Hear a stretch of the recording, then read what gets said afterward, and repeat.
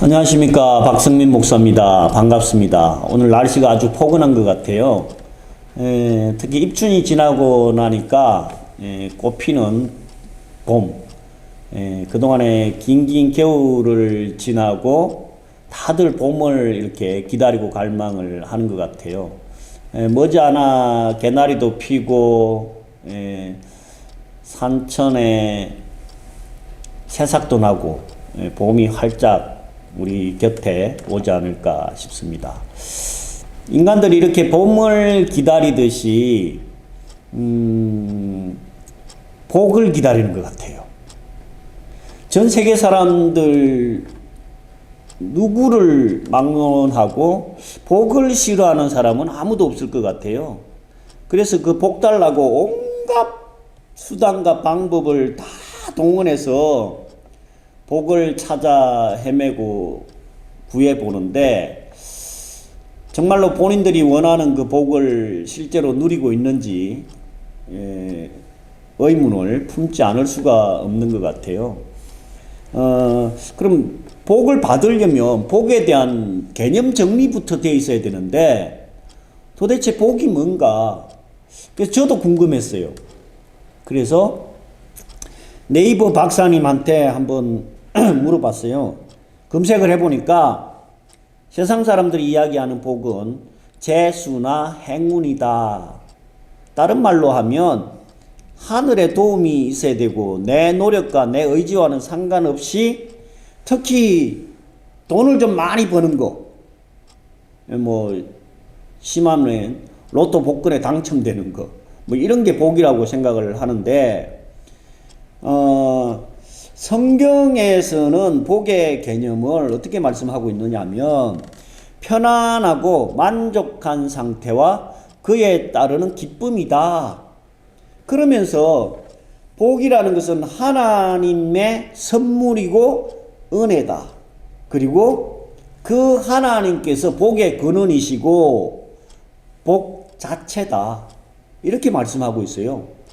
그러니까 하나님을 모르고 하나님을 믿지 않는 상태에서는 복을 얻을 수도 없고 누릴 수도 없고 아무리 딴 데 가서 헤매봤자 헛일이다, 이 얘기예요. 그래서 우리 하나님의 자녀들은 특히 하나님 주시는 복을 누리고 체험하고 그것을 전할 수 있는 그런 단계까지 가야 되는데, 그럼 하나님께서도 우리가 얼마나 복 받기를 원하시느냐 하면은요, 성경책 제일 앞에 창세기 1장 22절에 만물이 복 받기를 원한다고 말씀하고 있고요. 그 1장 28절에 우리 인간을 창조하시기도 전에 벌써 하나님의 형상대로 인간을 창조해서 복 받기를 원한다 라고 기록을 하고 있어요. 그래서 창세기 1장부터 복에 관한 말씀이 기록되어 있고요. 또한 시편 1편, 시편이 150편까지 있는데요. 제일 1편이 복 있는 사람은 어떤 사람인가? 이렇게 기록하고 있고요. 또한 찬송가가 수천 곡이 있는데 그 중에 1장이 뭔지 아세요? 만복의 근은 하나님이라고 찬송가 1장에 기록을 하고 있어요. 그러면서 복은 마지막에 제일 마지막 마무리, 성경책의 제일 마지막 책인 요한계시록 마지막 부분에 우리 인생들은 어떻게 복으로 마무리하느냐 하면 천국 영생의 복으로 우리 인생들이 마무리 짓고 있어요. 그만큼 하나님께서도 우리가 복 받기를 너무너무 갈망하고 원하고 계신다. 근데 우리는 왜 복을 못 받을까요? 그 복을 받고는 싶은데 방법을 모르고 있는 거예요. 그게 가장 큰 문제라는 거예요. 그러면 모든 문제에는 답이 있습니다. 그렇지 않아요? 그러면 우리 인생의 문제의 출제자라고 할 수 있는 하나님께서 그 답까지도 이미 정답지를 이 성경 말씀 속에다가 넣어서 어떻게 하는 것이 가장 복 받는 것이고 복을 누릴 수 있는 비결인지를 아예 정답지로 딱 기록을 하고 있어요. 그래서 저는 이번 기회에 하나님의 정답지인 성경 말씀을 기초로 해서 그토록 바라고 원하는 복을 전하기를 바라고 그 복을 깨달아서 누리기를 원하는 맥락에서 이 말씀을 준비를 했습니다.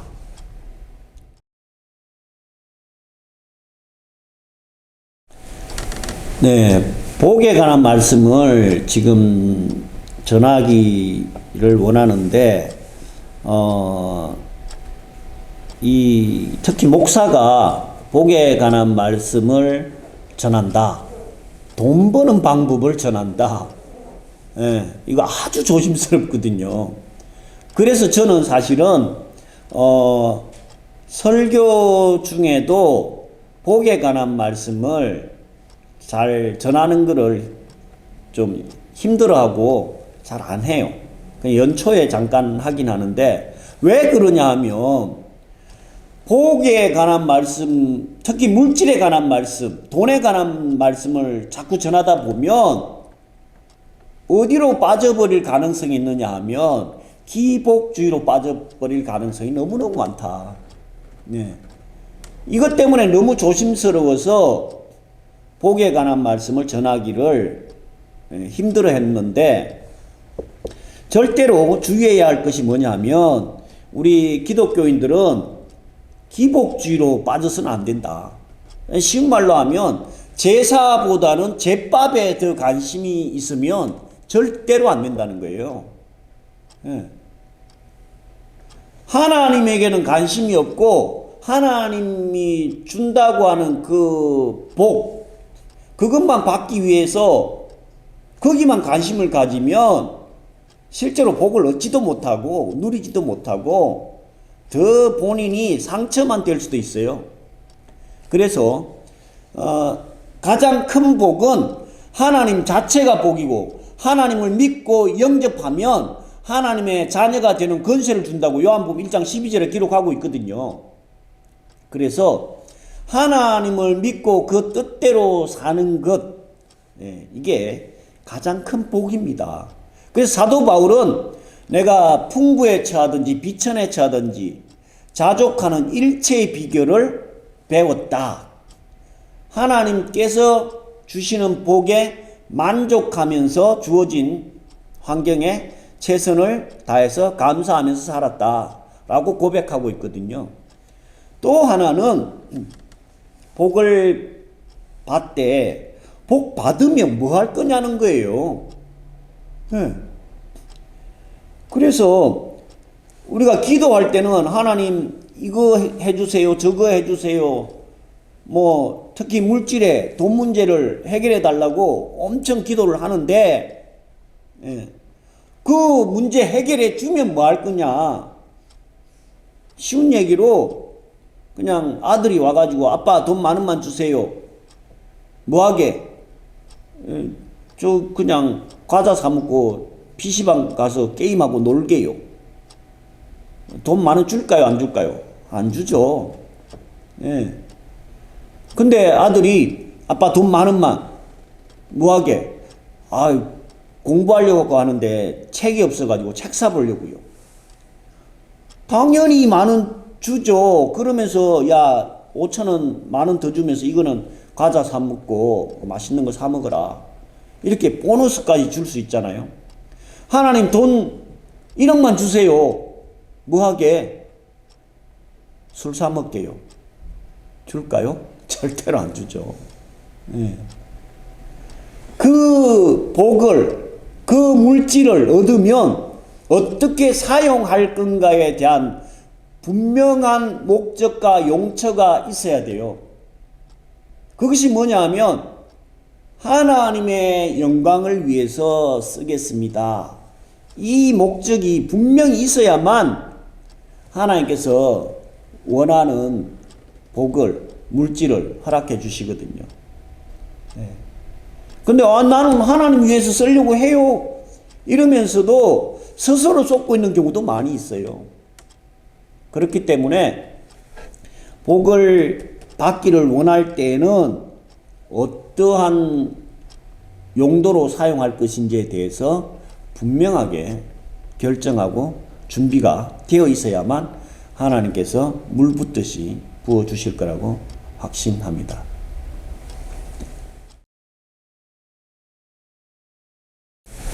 네, 이제 복에 대한 받는 방법에 대해서 실전편으로 구체적으로 제가 드리려고 하는데요. 그 첫 번째가 뭐냐 하면 창세기 2장 2절입니다. 안식일에 관한 말씀인데, 안식일을 지켜라. 창세기 2장 2절에 보면 하나님께서 6일 동안 1장에서 천지 만물 창조하시고 2장에서 7일째 안식했다. 그리고 그 안식일 날을 거룩하게 구별해서 특별히 복을 주셨다라고 말씀하고 있어요. 네. 다른 6일 날은 특별히 구분해가지고 구별해서 복 줬다는 내용은 없어요.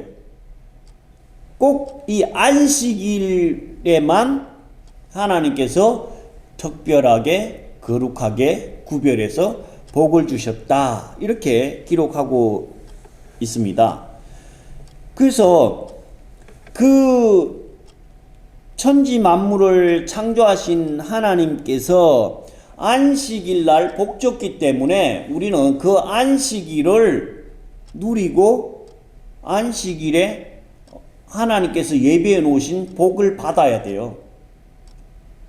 그걸 못 받고 세상에서 맨날 일만 하다가 하나님 없이 살아가면 절대로 복을 받을 수가 없다는 거예요. 그래서 하나님께서는 안식일을 복 주셨는데, 다른 말로 하면 우리가 이 휴대폰 또 요즘 전기 자동차 충전 안 하면 이거 쓸 수가 없잖아요. 무용지물이에요. 자동차, 전기 자동차도 마찬가지로 뭐 휘발유든 경유든 기름 안 넣으면 쇳덩어리잖아요.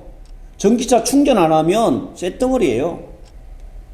우리 인생들도 일주일간 열심히 세상에서 살다가 안식일이 돼서, 주일날이 돼서는 하나님의 성전에 나와서 우리의 영혼을, 육체를 충전해서 세상에 나가서 살 때에 그 복을 누릴 수 있고 하나님의 전적인 은혜와 도움을 구할 수 있다는 거예요. 그래서 우리는 안식일을 거룩하게 지켜서 하나님 주시고자 하는 복을 그날 충만하게 받아야 된다는 거예요. 그래서 창세기 31장 16절에는 하나님께서 천지 만물 창조하신 이후에 쉬셨다라고 기록하고 있으면서 우리도 쉬어라. 하나님이 뭘 일하신다고 해서 피곤하실까요? 아니에요. 왜 그럼 하나님께서 쉬셨을까요? 우리 인생들이 쉬어라고 본을 보여주신 거예요.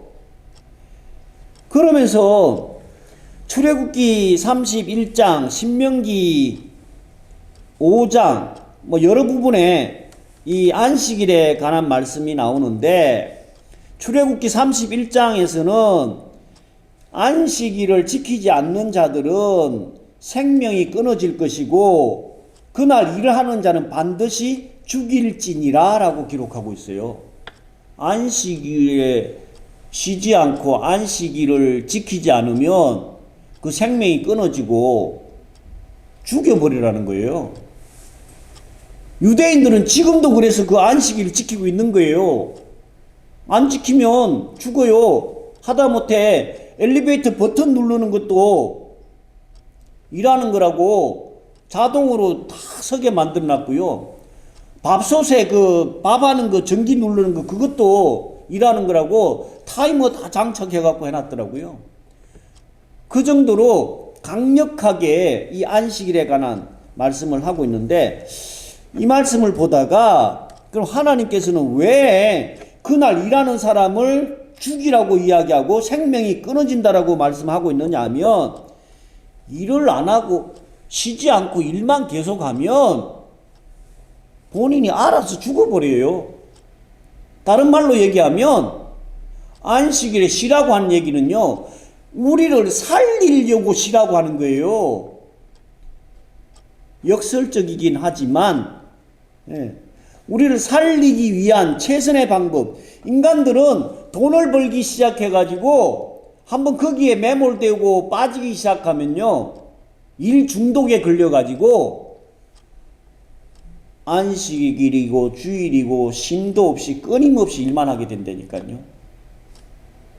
그래서 세계 부자들의 공통점이 있대요. 두 가지가 있는데, 첫 번째 뭐냐 하면은 월급쟁이가 한 명도 없대요. 다 자기 사업을 하는 사람들이에요. 네. 또 한 가지는 뭐냐면요, 주일날 일하는 사람이 한 명도 없대요. 쉰다는 얘기예요. 그래서 하나님께서는 그 주일날을 통해 가지고 특별하게 복 주시기로 약속한 날에 하나님의 능력과 은혜와 사랑을 덧입는, 충전하는 시간이 꼭 필요하다. 그래서 신명기 5장 15절에서는 뭐라고 이 안식에 관한 말씀을 하고 있느냐면요, 너희가 애굽에서 종되었던 것을 기억하며 쉬라.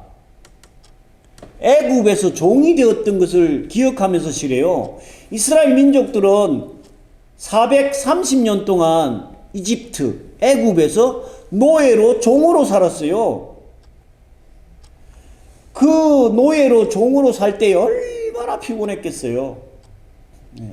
애굽은 세상을 상징하거든요. 일주일 동안 세상 살면서 얼마나 힘들고 피곤했냐고요.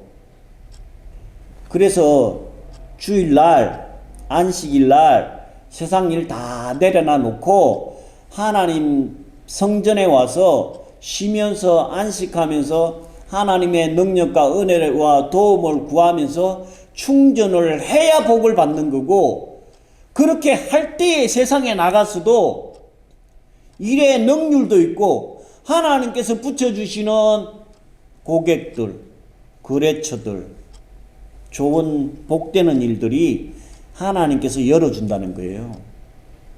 이걸 하지 않으면서 끊임없이 쉬지도 않고 일하면서 복 받기를 원한다.